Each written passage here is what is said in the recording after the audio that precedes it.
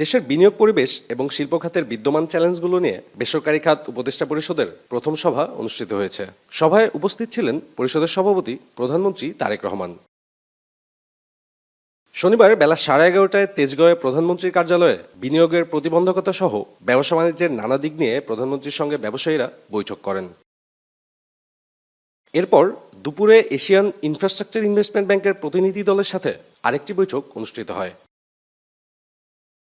বৈঠক শেষে অর্থমন্ত্রী গণমাধ্যমে বলেন, ব্যবসায়ীদের সাথে বৈঠকে ব্যবসায়ীরা বিনিয়োগের ক্ষেত্রে তাদের সংকটগুলো তুলে ধরেন।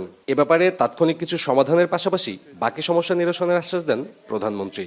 বিনিয়োগের পথে বাধা কোথায়, তাদের বিনিয়োগে বাধা কোথায় কোথায় পাচ্ছে, এগুলোর সমাধান উনি করতে চান, খুব সাহসা করতে চান এবং এইগুলো শুনেছেন। কিছু কিছু সমাধান অন দ্য স্পট দিয়েছেন, আর বাকিগুলো আলোচনার মাধ্যমে সমাধান দেওয়া হবে। জ্বালানি সমস্যা সহ বিভিন্ন খাতে যে সংকট তৈরি হয়েছে তার পাশাপাশি দেশের আগামী দিনের উন্নয়নে বাজেট সাপোর্ট দিবে এশিয়ান ইনফ্রাস্ট্রাকচার ইনভেস্টমেন্ট ব্যাংক, বলেন অর্থমন্ত্রী।